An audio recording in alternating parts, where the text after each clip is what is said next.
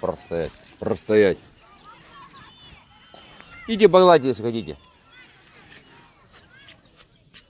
Не бойся, он не укусит, не ударит.